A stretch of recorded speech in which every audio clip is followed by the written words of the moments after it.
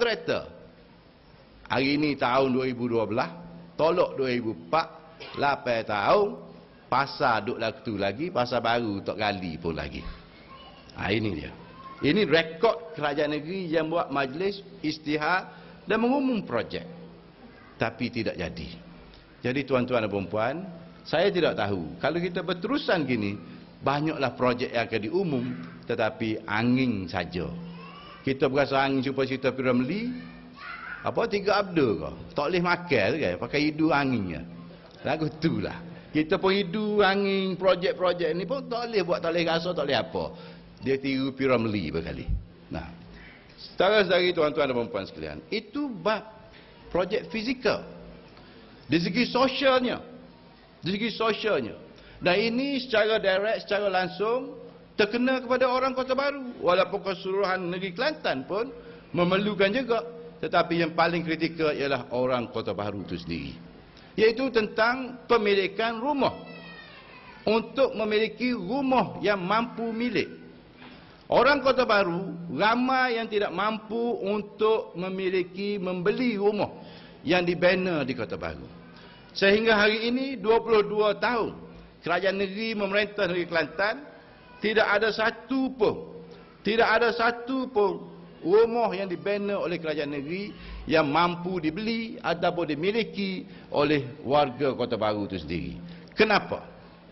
Kerana kerajaan negeri tidak memikir soal membina rumah mampu milik ini. Dan kenapa di Kota Baru rumah yang dibuat dimajukan oleh swasta, orang Kota Baru tidak mampu? Adakah orang Kota Baru ni sesak dan miskin? Kerana tuan-tuan dan perempuan, orang Kota Baru biasa saja. Hak kaya tu kaya, hak miskin tu miskin, ramai hak biasa. Hak pertengahan. Pertengahan sudah tidak mampu kalau tidak ada harta untuk memiliki rumah di Kota Baru. Kerana tanah di Kota Baru, on the average, secara puratanya, tanah di Kota Baru jauh lebih mahal daripada tanah di tempat-tempat lain. Termasuklah di negeri-negeri lain sekalipun.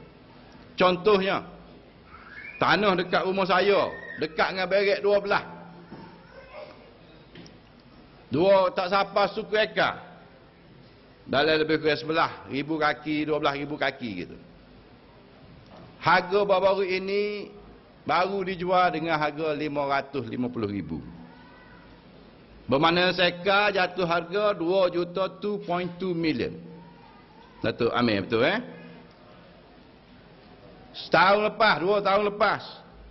Kalau siapa bawa balik Kota Baru pergi Perak 12, ada kedai Suk Ani Utara. Nah, rajin pergi makan kedai Ani Suk Utara. Bangun ni tu, ni Effendi. Bangun ni rumah kedai tu. Dulu tanah itu adalah tanah stor kayu. Orang menegur kayu situ tanah. Buat stor kayu. Dia jual tanah tu sekar lebih saja. Boleh dapat dalam 12 pintu, luk kedai, dapat rumah belakang tu lagi. Dia jual tanah tu dengan harga 3.3 juta. Bayangkanlah, kalau pemaju swasta beli tanah di Kota Baru, nak buat rumah untuk rakyat yang mampu milik, harga berapa dia boleh jual tak rumah tu? Sampai bila orang ramai tidak mampu untuk memiliki. Dan di Kota Baru hari ini, sama ada orang Cina maupun orang Melayu, ramai yang tidak memiliki rumah. Ramai yang juga yang masih duduk rumah sewa. Dan ada juga yang lebih parah lagi, menumpang rumah ibu bapa. Walaupun sudah kahwin, ada setengah rumah tu hanya ada 2 bilik saja. Tetapi yang duduk mendiami rumah itu, siapa ke 15 orang, kerana 3 keluarga duduk atas rumah tu. Ini semua orang Kota Baru. Kalau kita lihat ini, kita rasa sedih. Kalau kita di sini tak dapat membantu, sekurang-kurangnya kita dapat memperkuatkan pertubuhan kita. Supaya pertubuhan kita ini pula akan dapat membantu orang Kota Baru dan rakyat Kelantan keseluruhannya. Tuan-tuan dan puan-puan sekalian, tak boleh tidak. Adalah menjadi tanggungjawab kita sebagai orang Kota Baru, sebagai orang Kelantan, untuk membantu rakyat Kelantan dapat duduk dalam keadaan yang sejahtera tanpa masalah tentang sosial dan kehidupan mereka. Sudah tentu hari ini kita telah berjaya menubuh persatuan orang Kota Baru.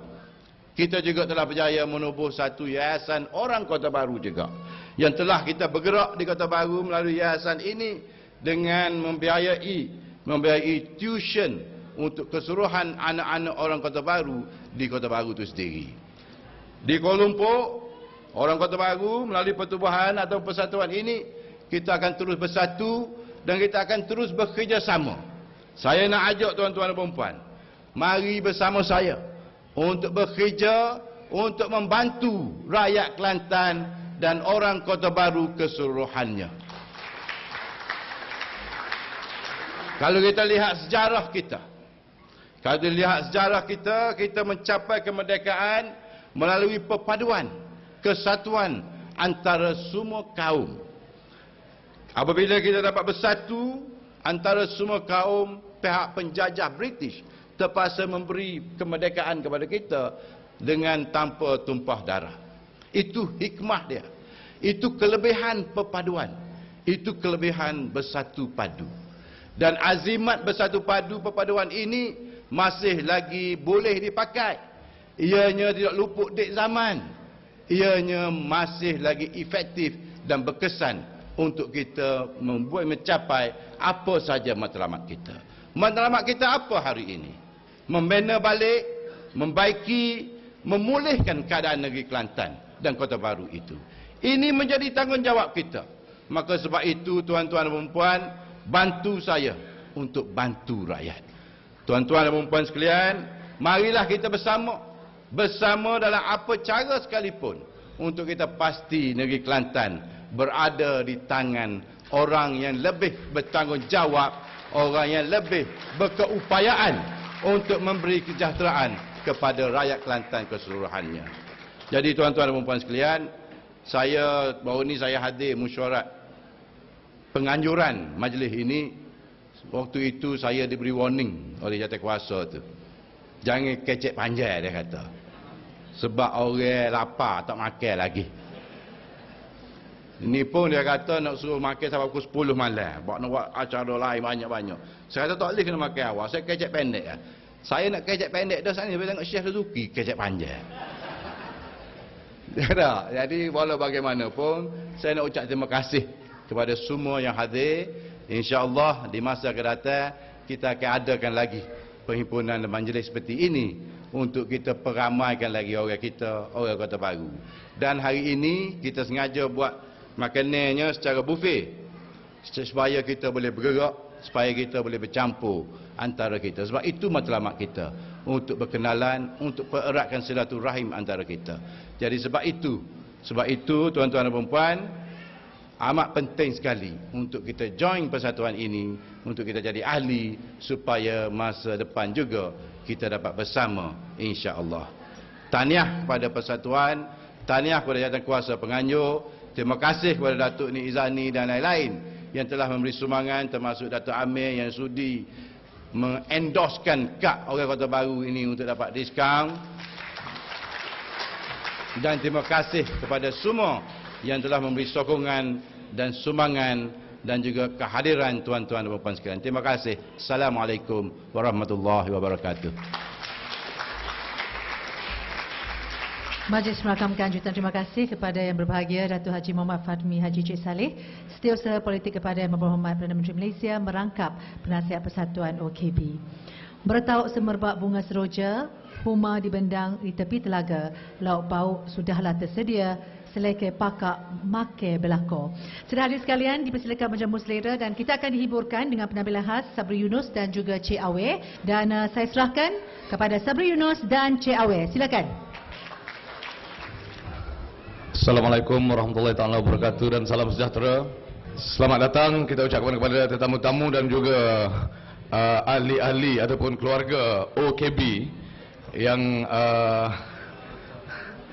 kita bawa pada pertemuan pada malam ini. Di mana pertemuan pada malam ini kabarnya pertemuan untuk merasmikan lagu tema orang Kota Baru yang baru dibuat. Jadi pada malam ini juga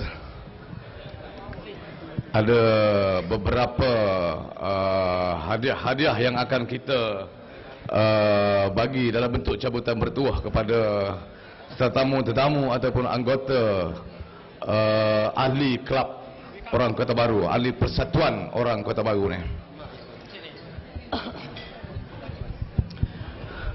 Jadi alhamdulillah saya difahamkan selain daripada acara itu kita hanya ada acara Dikir Barat sahaja. Jadi dan hadiah-hadiah pun banyak sangat pada malam ini.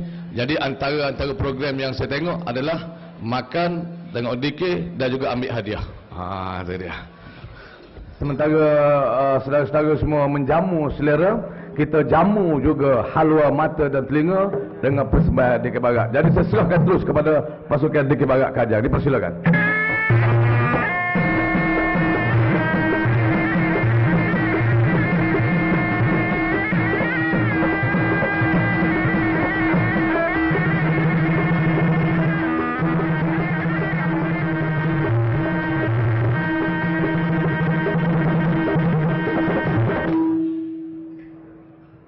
Sambutlah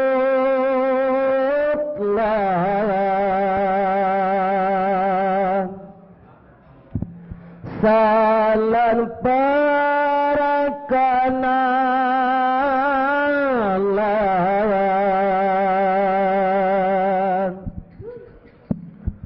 wahai pandangan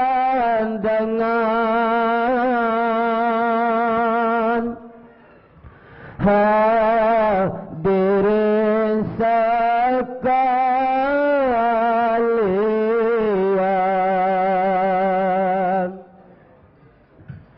pantun dan lagu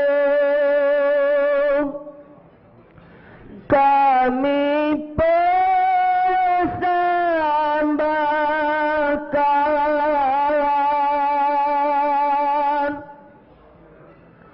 sebagai